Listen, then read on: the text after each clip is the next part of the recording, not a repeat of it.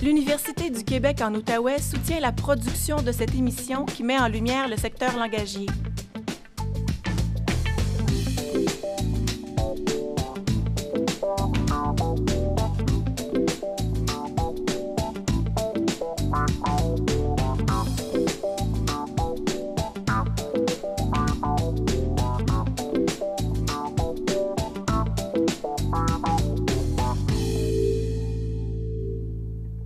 Aujourd'hui, nous nous intéressons au web et aux mots. Donc, nous cherchons souvent des informations sur les sites web et de quelle façon nous y prenons-nous et trouvons-nous toujours ce qu'on cherche? Qu'est-ce qui se passe autour et derrière ces sites web-là? C'est à tout ça à quoi on s'intéresse aujourd'hui. Et pour commencer, j'ai invité Monique Baudouin, la directrice générale du RAFO, le regroupement des personnes handicapées de l'Outaouais, à discuter avec moi comme usagère des sites web. Bonjour Monique. Bonjour Mélanie. Donc, vous fréquentez plusieurs sites web pour vous tenir informée parce que, autant comme citoyenne que comme directrice, vous êtes très active. Donc, quel genre de site web vous consultez surtout? Disons, la majorité des sites web que je vais consulter sont soit ceux de la municipalité, de la STO, d'organismes communautaires, parfois même de commerce aussi, de compagnies. Alors, à peu près un peu de tout. Et qu'est-ce que vous cherchez particulièrement, par exemple, sur un site municipal comme information? Je peux chercher peut-être, que ce soit peut-être une politique, la politique de déneigement, le comité, peut-être les travaux du comité d'accessibilité, différentes commissions. Le conseil municipal aussi, alors je disais, alors j'essaye de chercher aussi de l'information, tout ce que ça peut être la lettre de municipalité, donc ce que les gens, les citoyens en général s'intéressent. Et puis, comment vous faites pour naviguer à travers ces sites-là? Comment vous y prenez-vous? Votre premier réflexe quand vous arrivez sur un site, c'est quoi? D'écrire le nom du site, je regarde, là je lis, là je clique sur un lien. Parfois, il n'est pas accessible. Parfois, il est accessible. C'est toujours des essais et erreurs. Donc, c'est un des agressants, dans le fond, d'avoir des liens qui ne fonctionnent pas. Il y en a, je ferai aussi des exemples ici. Mais pour peut-être pour expliquer aux gens, pour fonctionner, je prends un lecteur d'écran, qu'on appelle une revue d'écran, qui va me lire ce qu'il y a d'écrit à l'ordinateur, et ça, c'est affiché c'est branché avec un afficheur braille. Parce que dans le fond, vous lisez, mais vous lisez avec vos oreilles, je finalement. Je lis les deux, parce que le braille est aussi important, ou le gros caractère pour certaines personnes aussi. On ne peut pas tout lire avec la synthèse vocale. Parfois aussi, le braille donne de l'information que la synthèse ne donne pas. Parfois, la synthèse en donne que le braille ne donne pas aussi. Okay. Donc, puis ce qu'on lit aussi, c'est pas les commandes souris, ça prend la commande clavier. Alors, la souris, c'est inutile pour nous. Donc, il faut apprendre des commandes clavier pour naviguer. Bien souvent, on va les ligne par ligne, alors ce qui est beaucoup plus long que pour vous qui allez voir un ensemble d'un écran de 25 lignes, même vous avez plus tout à l'heure un autre écran. Alors pour nous, la recherche, ça prend beaucoup plus de temps avant de trouver l'information. Ce qui est plus facile, c'est un site où il y a des paragraphes plus courts pour vous? Moi, je dirais ce qui peut aider parfois quand on sait un bon moteur de recherche. Okay. Il va nous donner des résultats en mettant 2-3 mots. Parfois, il nous donne tellement de résultats que c'est trop long. Là. Mais je veux dire, avec un bon moteur de recherche, ça peut être une aide. Les paragraphes, ça n'a peut-être pas d'importance. Oui, sur son cours, ça aide, mais je veux dire, c'est quand même important. Puis ça fait aider pour tout le monde aussi, là. Ou parfois aussi, ce qu'on voit sur des sites web, ce que je rencontre, là, tu arrives sur un site lien, des fois, ils ne te disent pas, il y a un graphique dedans, mais là, je ne peux pas le lire. Donc, si les images n'ont pas d'informations complémentaires, vous ne pouvez pas les lire. Il devrait en avoir, ça, quand je reviendrai plus tard là-dessus, mais je veux dire, il y a des moyens, des fois, que les concepteurs devraient savoir pour justement décrire une image là-dessus. Mais dans le fond, là, c'est comme si votre façon de lire à vous mettait vraiment en lumière les forces puis les faiblesses, peut-être des sites que les lecteurs des sites ne voient pas nécessairement, mais ils sont confrontés à ça. Vous en rendez compte tout de suite, là. C'est la fine mouche. Moi, je m'en rends compte tout de suite parce que quand on arrive sur un site, puis tu dis, hier, je faisais sur un site de la ville, je vais chercher une information, puis comment ça qui ne marche pas? Je ne sais pas. Là, il me donnait une information de 2005, 2006. C'est pas ça que je veux. Je veux de l'information récente. C'est un autre critère aussi, le côté récent. Alors, le côté récent, là, on se dit, mais comment ça se fait que ça ne marche pas? Et c'est justement, il faut parler, quand on parle d'accessibilité, on parle d'inclusion peut-être dans une deuxième partie. Oui. Donc, tu peux savoir, c'est de travailler. Si vous ne savez pas, venez travailler avec des associations, des utilisateurs. Bien, écoutez, j'ai eu des exemples là-dessus, là, je vous en donnerai plus loin. Je vous garde, c'est ça. Je pense qu'on va vous garder en studio avec nous. Tout à l'heure, je vais vous réinviter. Et entre-temps, j'inviterai une chercheuse et une professionnelle pour discuter aussi. Merci beaucoup. À bientôt. Merci.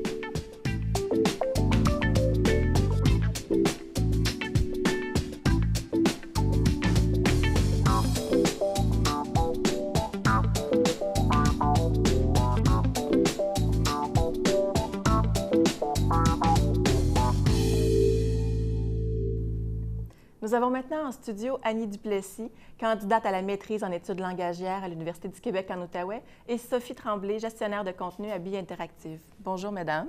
Bonjour. Donc, Annie, vous vous intéressez à la recherche en général sur les sites web municipaux. Pouvez-vous me définir un peu vos intérêts de recherche? Oui, en fait, je m'intéresse à l'accessibilité de l'information textuelle sur les sites web municipaux.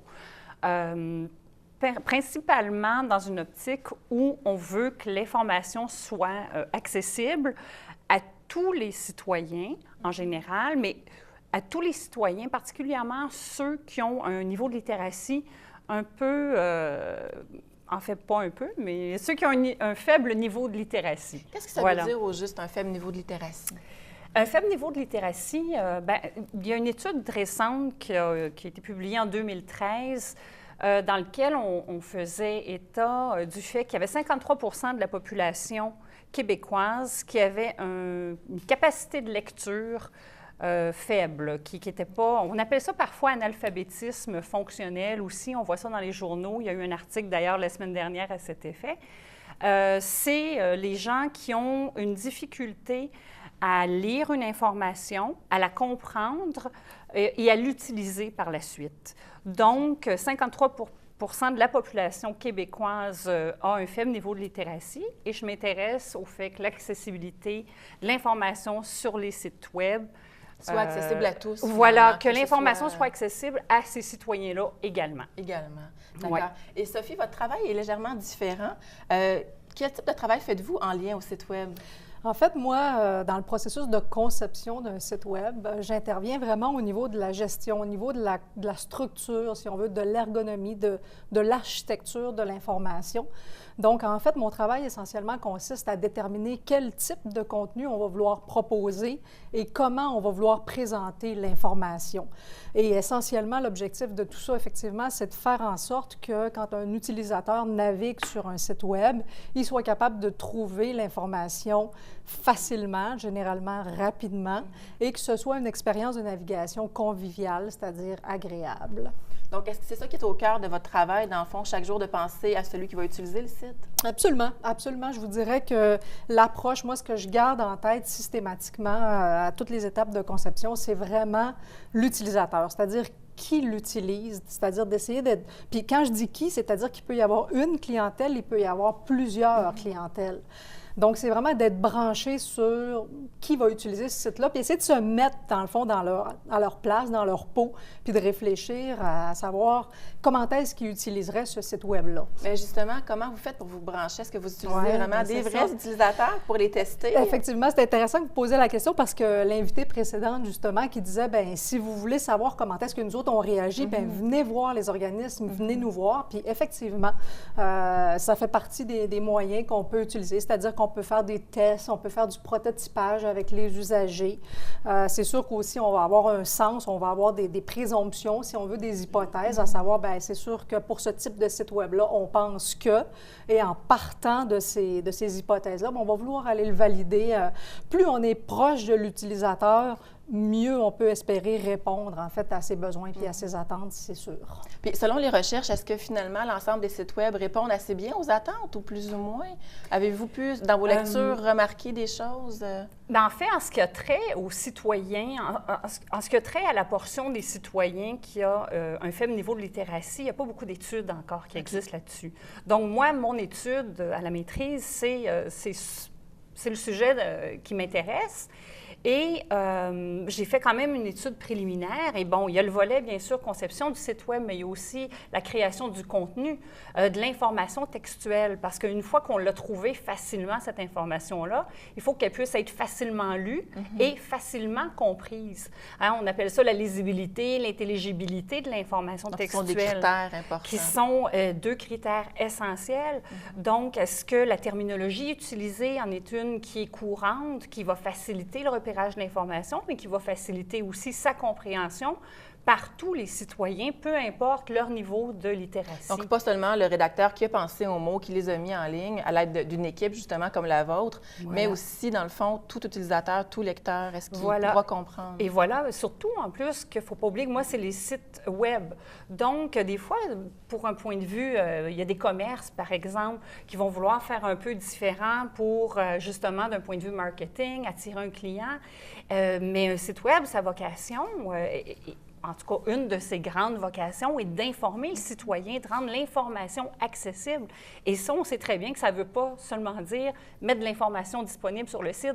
Ça veut dire aussi s'assurer qu'elle soit facilement trouvable, lue et comprise par la majorité des citoyens.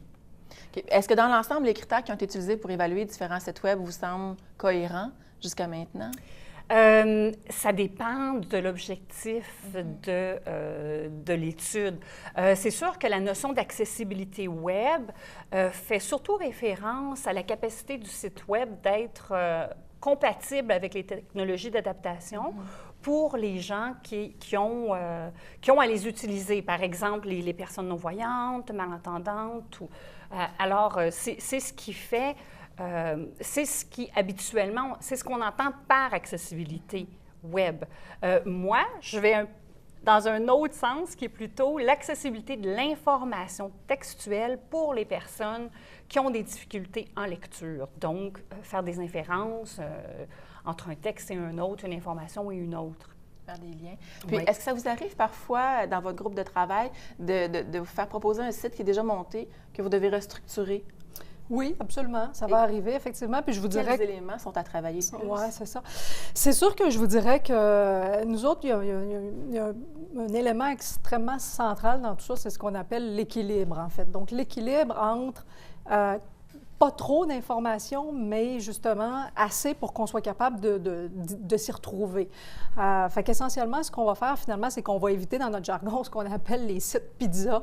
Puis évidemment, on va vouloir... Oui, tout garni, exactement. Où est-ce que, écoute, c'est un méli-mélo d'informations et on s'y retrouve pas.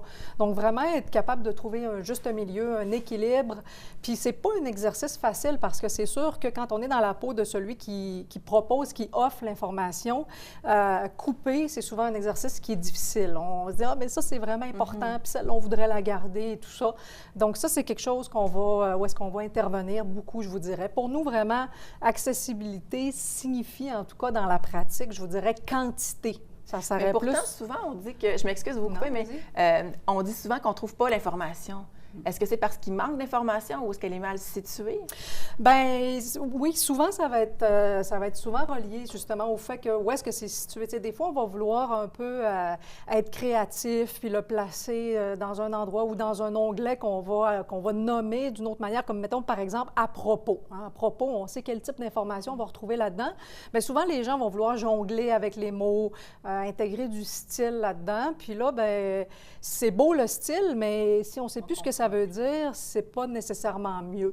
Fait que je vous répondrai à ces termes-là. Oui. Est-ce que vos recherches vous amènent les chercheurs en web, est-ce qu'ils en arrivent à recommander des choses aux professionnels éventuellement, ou ce sont des rapports qui sont diffusés, les gens ont accès? Est-ce qu'il y a un lien? Il y a certains critères qui sont quand même communs aux différents chercheurs, que ce soit en rédaction ou en rédaction web. En rédaction professionnelle, je parle, ou en rédaction web. Par exemple, si on parle de l'architecture, justement, d'un site web, ce qui facilite beaucoup la recherche, le repérage pour des gens qui ont un niveau de littératie un peu plus faible, ça peut être une architecture en profondeur. Donc, que la page d'accueil comporte quelques éléments qui nous amènent avec un clic à une autre information qui va nous diriger vers l'information. On va aller creuser si on a besoin de plus Voilà, d'informations. plutôt qu'avoir une panoplie, une pizza, Absolument. justement, que l'on ne sait plus. C'est un peu comme quand on rentre dans un édifice. Si on avait un panneau qui nous dit tous les services, on serait perdu. À la place, ils vont nous dire premier étage, deuxième étage, troisième. Ça nous guide. Bien, c'est un peu ça. Donc ça, c'est un des critères. Point de vue rédaction, bien, on va parler de phrases qui comportent moins de 24 mots, des mots de de 8 lettres tout au plus. Il y a des normes, en fait, dans le web, autant au point de vue de la rédaction qu'au point de vue de la technique aussi, je crois. Effectivement, puis ce que vous venez de dire là, absolument, sur guider, en fait, l'utilisateur, puis y aller, dans le fond, dans un processus de clic. Donc, c'est-à-dire, puis la page d'accueil, évidemment, est essentielle. Donc, on va vouloir placer peut-être 2, 3 éléments, puis ensuite de ça, continuer un peu le fil d'Ariane, si je peux dire. Donc, y aller d'un clic à l'autre, puis essayer de limiter aussi, là. Donc, oui, cette approche-là, mais on ne veut pas non plus prendre 10 clics, par exemple, pour arriver à l'information qu'on veut vraiment trouver, qu'on recherche. Donc, je vous dirais que quelque part autour de 2, 3, peut-être 4 clics, là, en général. On parlait d'équilibre tout à l'heure, finalement. Est-ce qu'il y a une préoccupation, en quelques mots, qui nous reste pour les sites de façon qui évolue? Une préoccupation. Il ne faudrait surtout pas oublier une chose, là. Ce serait... Moi, je pense que ça serait vraiment de s'assurer que le site offre une information qui est accessible à l'ensemble de son public visé. Allons-y à l'accessibilité. Excellent. Donc, accessibilité est le minimum pour le maximum d'efficacité, finalement, en quelques mots. Excellent. Je vous remercie beaucoup, madame. Merci. Ça fait plaisir.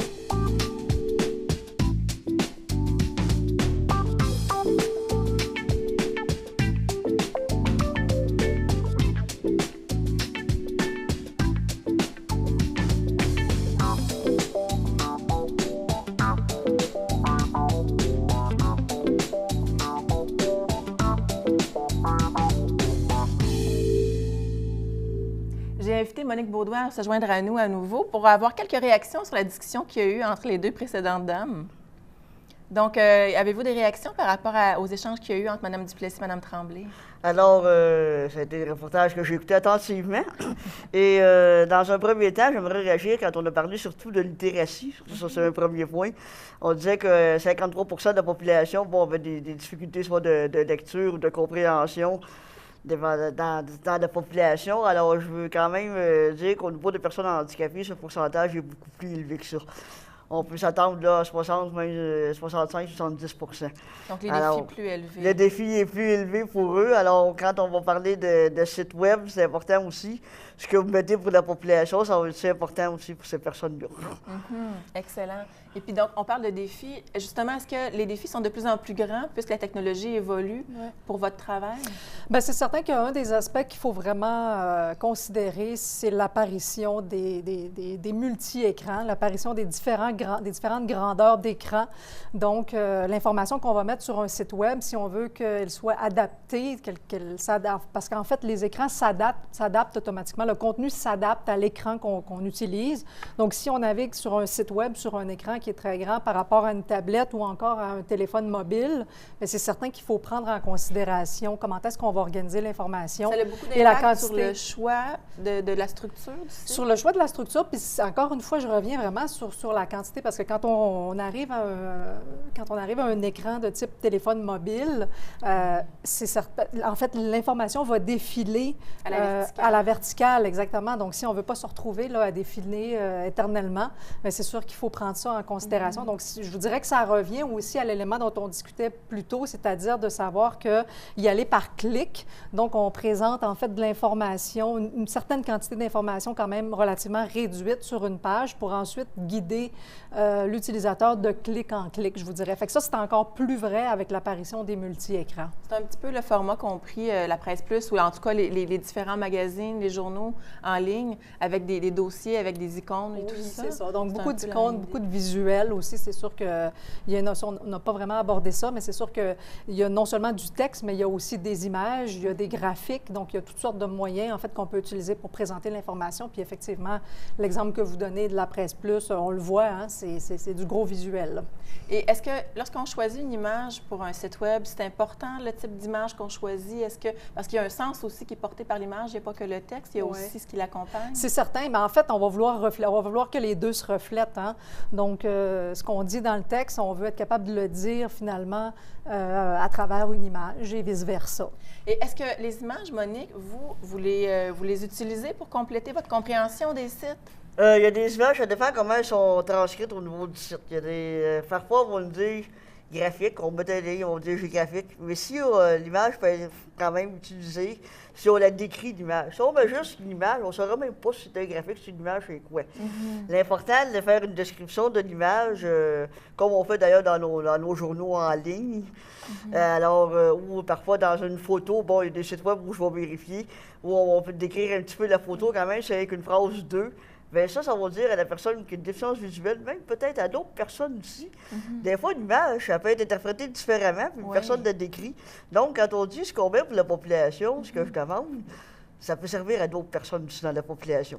On dit donc, accessibilité universelle. Activité universelle, inclusion pour tous, avec des mots quand même utilisés dans un langage simple, compréhensible. Donc, ça va aider tout le monde une compréhension de l'image. Mais dans le fond, on s'entend que simple, compréhensible, mais pas faible ou bien pauvre comme information. Vous avez besoin de l'information juste quand même. Oui, l'information évidemment juste, là. Mais je veux dire, dans un sens, dans un sens quand même bien décrit.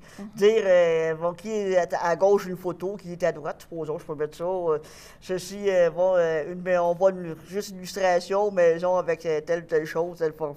Alors, ça peut juste être ça. Donc, quelque chose quand même de simple, descriptif.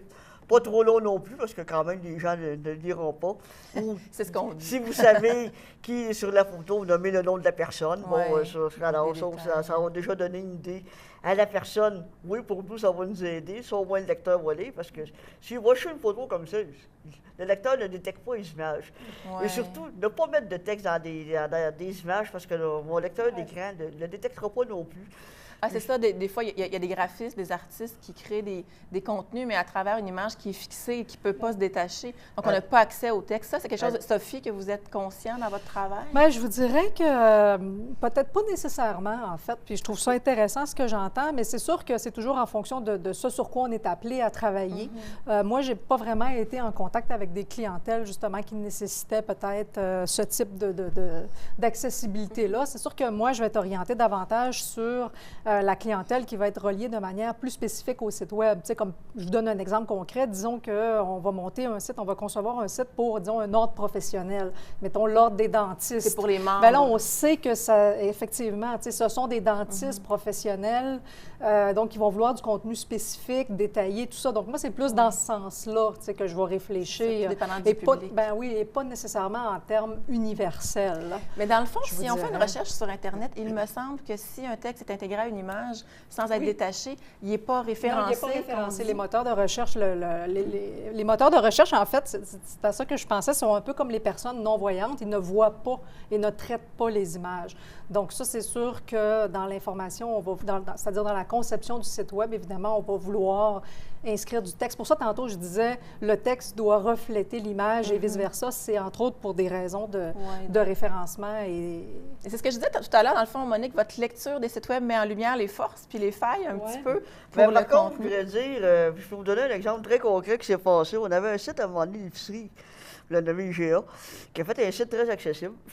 2010, après certaines revendications d'organismes, bon, j'étais là-dessus aussi, j'avais écrit.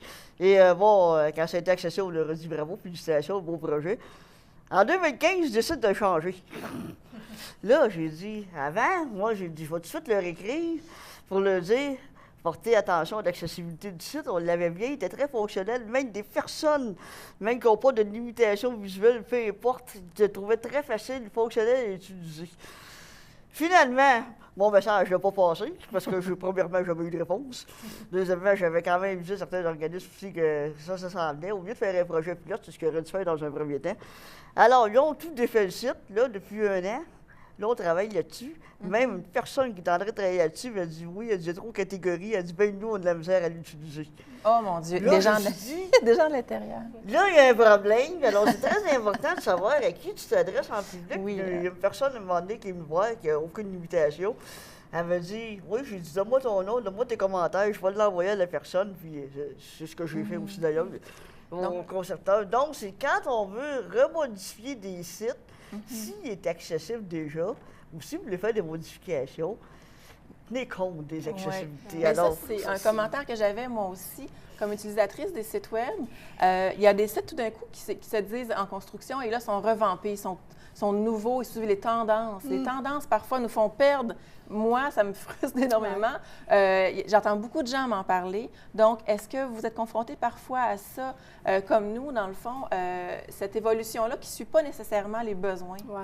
Bien, encore, le mot-clé, le mot magique, vous venez de le dire, c'est besoin. C'est vraiment de se brancher sur les utilisateurs. Donc, je reviens à ça parce que c'est central. À partir du moment où que ce soit, en fait, une conception nouvelle ou que ce soit, justement, revamper un site Web qui existe déjà, bien, on va vouloir valider les intentions, les besoins des utilisateurs. Puis justement, dans le cas, quand on fait quand on revampe un site Web, bien là, on les connaît déjà, justement, les utilisateurs. Fait que, raison de plus pour aller les voir et puis pour avoir un feedback. Ça, vous, mais pas juste votre firme, mais est-ce que les gens qui créent les sites vont voir les utilisateurs est-ce que c'est monnaie courante ou c'est plutôt l'exception? Oui, je suis pas sûre que je pourrais... Moi, je vais vous répondre, c'est plutôt l'exception. Je peux voilà. vous répondre tout de suite à ça parce que bien souvent, quand on parle... votre site n'est pas accessible. Des fois, on dit oui, ça marche, mais ça ne fonctionne pas. Sans dire, c'est sûr que si j'avais des langages, puis peut-être faudrait, puis moi j'invite aussi peut-être nos gouvernements, des gens, à prendre l'accessibilité à toutes les clientèles un peu plus au sérieux. On a une population vieillissante. Tu sais, des fois, on est obligé aujourd'hui, peut-être que dans, je sais pas, peut-être dans 15 ans, 20 ans d'ici, vous allez peut-être avoir besoin d'un petit peu plus gros caractère. Alors l'écran, on ne peut pas tout le voir en même temps, là. Alors c'est juste des choses comme ça, il faut quand même tenir compte aussi des besoins aussi qui s'en viennent, de la compréhension. Il y a des organismes, il y a des utilisateurs, l'utilisateur moyen aussi. C'est pas tout le monde qui a des connaissances en informatique. Ça aussi, il faut quand même s'en tenir compte.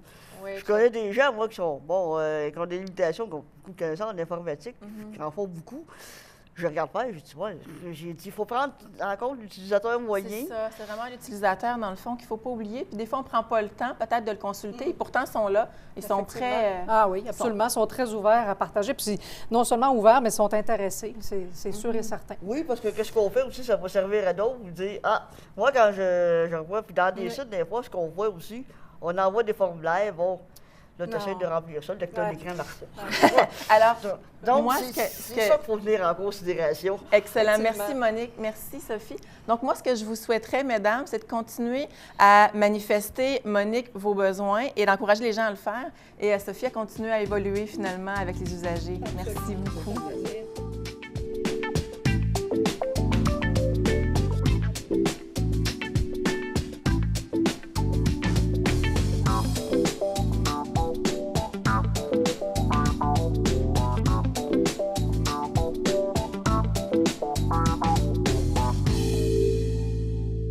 Nous avons vu aujourd'hui, grâce à nos invités, qu'il y a plusieurs facteurs qui font qu'un site Web est accessible et donc efficace pour trouver de l'information.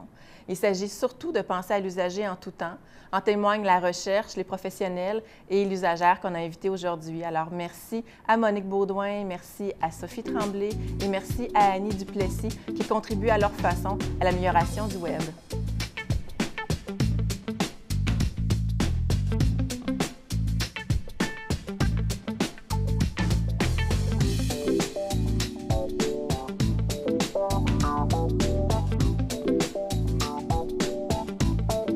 Bye.